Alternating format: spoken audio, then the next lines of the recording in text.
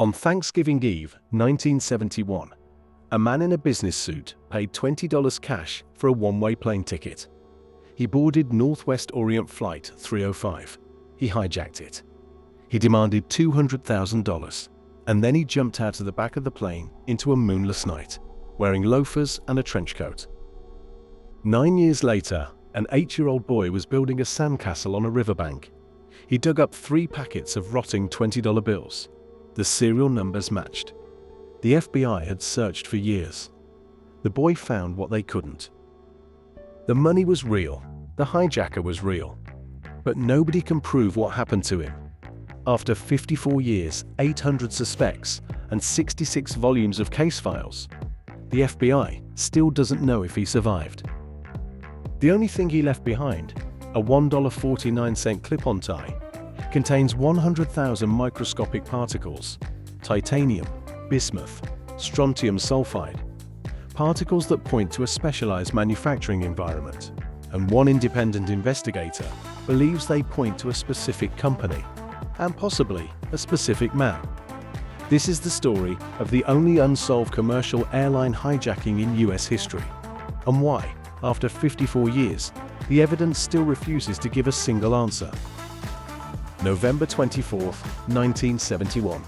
Portland International Airport. A man approached the Northwest Orient counter and paid $20 cash for a one-way ticket to Seattle. He signed the ticket, Dan Cooper, not DB. That was a reporter's error that the world never corrected. He was quiet, polite, and ordered a bourbon and soda while he waited. He looked like any businessman on any flight. That was the point. Flight 305 departed at 3 p.m. with 36 passengers and 6 crew. 20 minutes later, Cooper handed a note to flight attendant Tina Mucklow. She thought it was a pickup line. Then he told her to read it. "I have a bomb." He opened his attached case, just enough for her to see wires, red sticks, and a battery. Then he dictated his demands. $200,000 in $20 bills, 4 parachutes, and a fuel truck waiting in Seattle.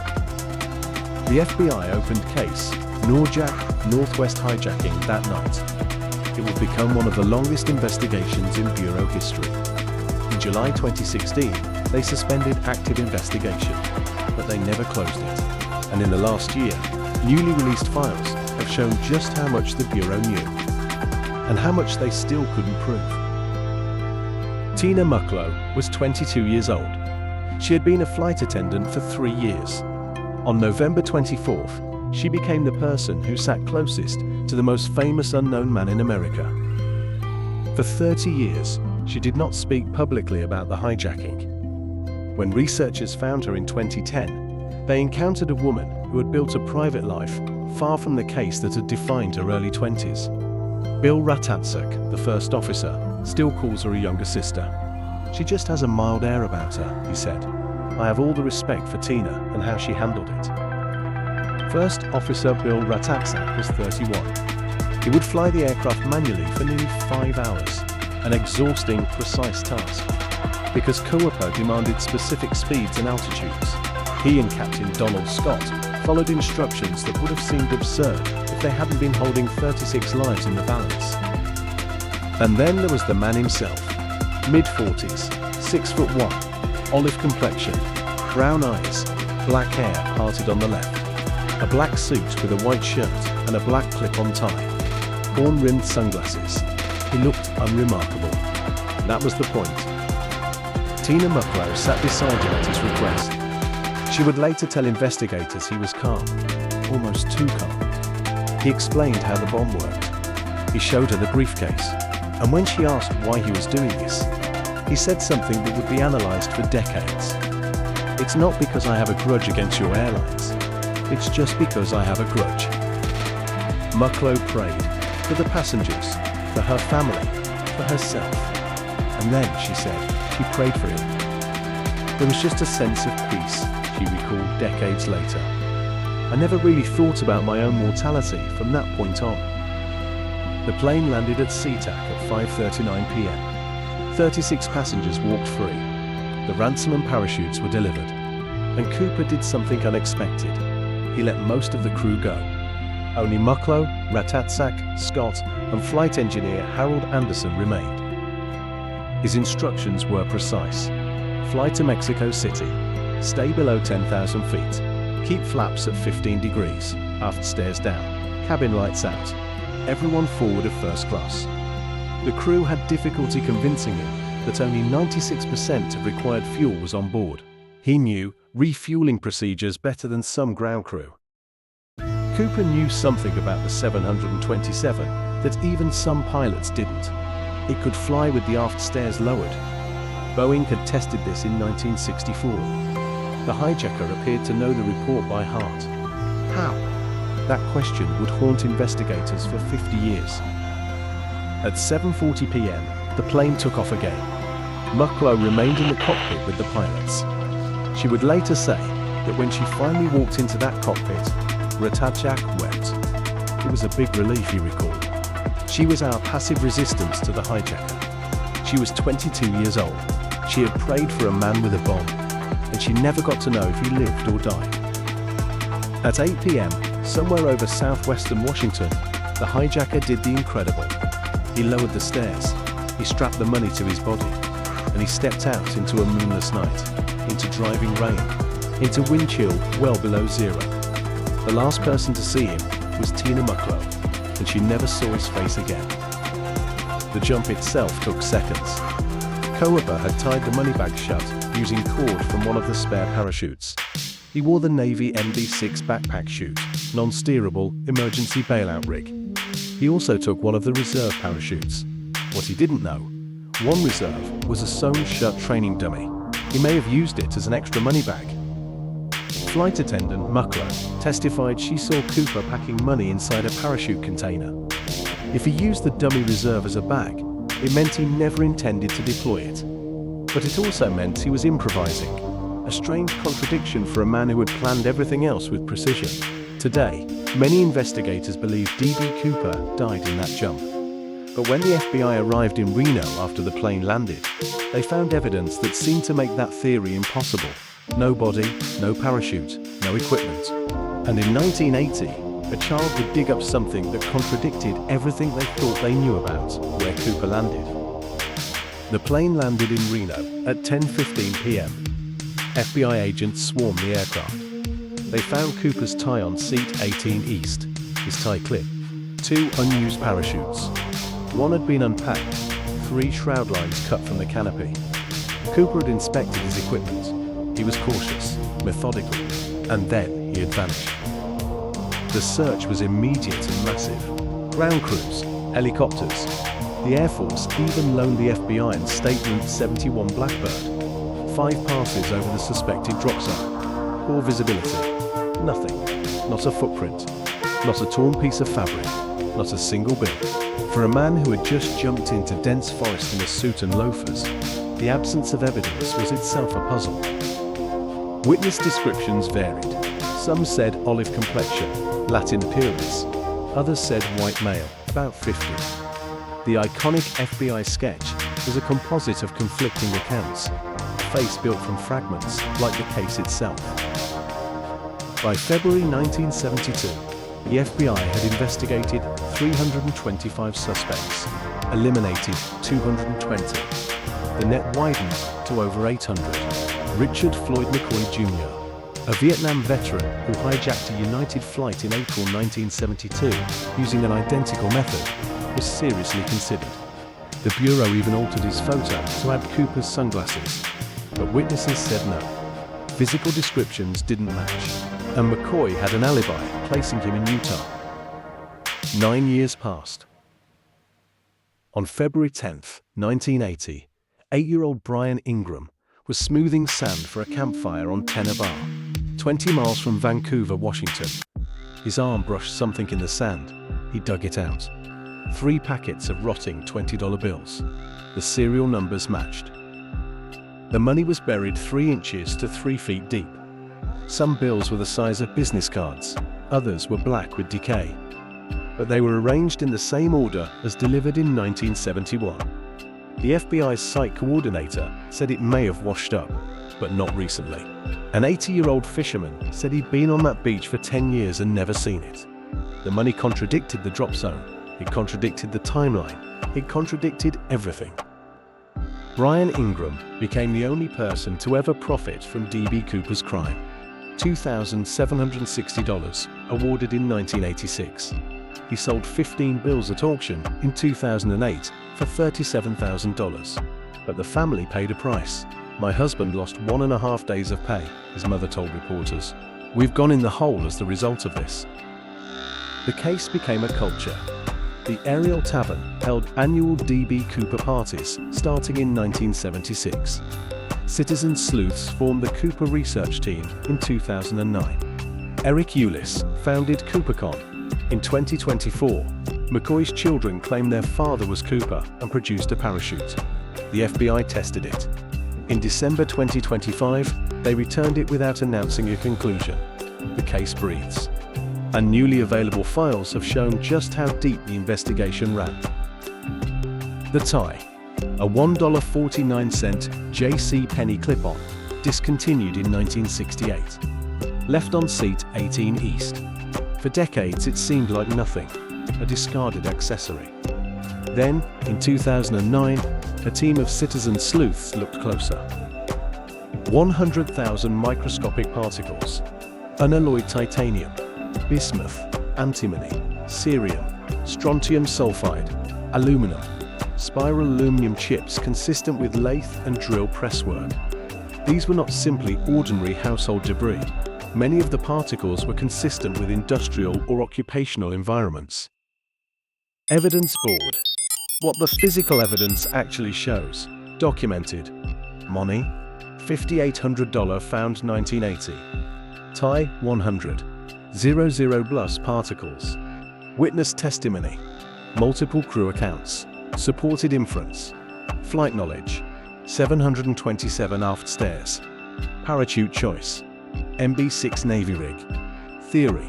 Tie particle to company. New FBI files. Parts 110, 113. McCoy parachute tested 2024-25. Open question.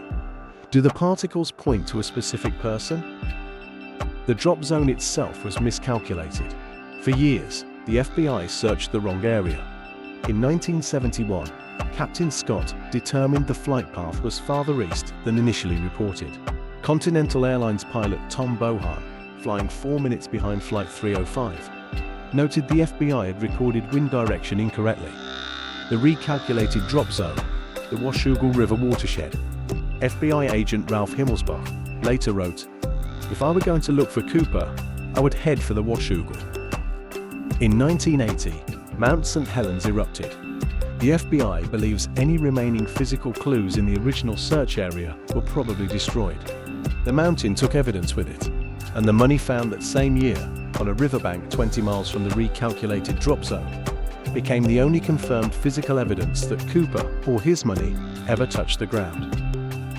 One statistical analysis, published by Martin Andrade in 2014, estimated Cooper's survival probability at least 80%. The estimate was based on historical parachuting data from RAF bomber crews in World War II. 34 survivors from 43 reported nighttime bailouts, plus the 4 copycat hijackers who jumped from 727s, all of whom survived. But an estimate based on historical comparison is not proof of what happened. It is simply one way to frame the question. FBI agent Larry Carr saw it differently. You have D.B. Cooper walking down the stairs. As soon as he's standing there, he really can't feel the wind coming around him from the plane going 200 miles per hour. And so when he jumps out of the aircraft, I think he just started tumbling. Right then, just tumbling. Panics. Can't pull his chute, and hits the ground without ever opening his chute. The tie yielded a partial DNA profile in 2007. But the FBI acknowledged a problem. The tie had 2 small DNA samples and 1 large sample, Special Agent Fred Gutt said. It's difficult to draw firm conclusions from these samples. The cigarette butts, 8 Raleigh filters, had been destroyed by the Las Vegas FBI office in 1998. The hair sample was lost in 2002. The evidence was degrading faster than the case was closing. Then came Eric Ulis. In 2022, he held a press conference in Vancouver, Washington, to present a theory he had developed from the tie particle analysis. Ulis traced 3 particles of a titanium antimony alloy to Remcrew Titanium, a Pennsylvania metals manufacturer that was later renamed Crucible Steel. The company supplied titanium to Boeing contractors. And critically, Ulis found that Remcrew filed a patent associated with the alloy in 1965 and never sold that particular alloy to the aerospace industry, meaning its distribution was extremely limited. Ulis identified Vince Peterson as one person of interest in his theory. Peterson was a researcher at Remcrew's titanium laboratory who died in 2002. He was 52 in 1971, within the witness age range. His height was approximately 6'1", consistent with witness descriptions. He traveled to the Pacific Northwest on business, but Peterson's own son told Ulis he could not see his father as the hijacker. He just can't see it. He can't see his father being D.B. Cooper. The FBI has never commented on Ulis's theory. It remains unconfirmed. 3 explanations. None of them account for every piece of evidence, and 100,000 microscopic particles that may or may not point to a name. Theory 1. He died in the jump, the FBI's original assumption. The money found in 1980 suggests it's separated from his body. Perhaps when the parachute deployed, perhaps when he hit the ground. No body found because the terrain is dense, remote, and possibly buried under volcanic ash. The harsh conditions, night, rain, wind chill below zero, loafers, and a trench coat, support this. Evidence against the survival probability estimate contradicts it. Not one piece of his equipment has ever been found. All 4 copycat hijackers survived, and the body in that terrain should have left some trace. A bone, a harness, a parachute canopy. Proponents note, a body in that terrain could remain hidden for centuries. The search area was vast and impassable. But critics ask, where is the parachute, the harness, even a bone? The absence of all physical evidence is difficult to reconcile with the theory that he died at the landing site. Theory 2. He survived and escaped. The survival estimate supports this. His professional precision inside the aircraft suggests careful planning. None of the remaining ransom bills were ever publicly traced to Cooper after the hijacking. That leaves several possibilities. He never spent them, he lost them, or he never survived long enough to use them. The copycat hijackers all survived. Cooper's jump conditions were, paradoxically, closer to ideal than theirs. Steady altitude, just above stall speed. Pilots making adjustments at his request. If he pulled the ripcord, the statistical estimate suggests he walked away. But then what? A middle-aged man in a business suit in rural Washington in November with $200,000 in traceable bills. The theory requires him to have planned an escape route that the FBI never found. Possible, but unproven. Theory 3. The tie points to a name. Eric Ulis's 2022 theory. The 100,000 particles are occupational signatures. Unalloyed titanium and bismuth suggest specialized metal fabrication, not consumer manufacturing. The J.C. Penney clip-on tie was standard for engineers required to wear ties on factory floors in the 1960s. Clip-ons for safety around machinery. Ulis has identified a specific company, a specific division, and people he believes warrant further investigation. The FBI has not confirmed or denied his findings. An analysis by the Cooper research team found that the pure titanium on the tie was not alloyed, meaning it was not from aircraft structures which use alloyed titanium, but it could be from research, development, or non-structural applications. The team also found spiral aluminum chips consistent with lathe and drill press work. The particles tell us he worked with exotic metals. They may tell us exactly where. The testing continues. The 2025 to 2026 FBI file releases have added new suspects never before seen publicly. Ferdinand Michael Richard Arndt, eliminated because of his unusually large nose. A man in a wheelchair, quickly ruled out. A pilot named Russell, who dropped out of sight at the right time. None have been publicly confirmed. But the files show the Bureau was thorough, methodical, and ultimately, despite 54 years, without a definitive answer. Tina Mucklow retired from Northwest Orient in 1981. She did not speak about the hijacking for 3 decades. When she finally did, she appeared calm and articulate. A woman who had built a life beyond the event that had defined her early 20s. Bill Ratasak still calls her a younger sister. She was 22 years old. She prayed for a man with a bomb, and she never got to know if he lived or died.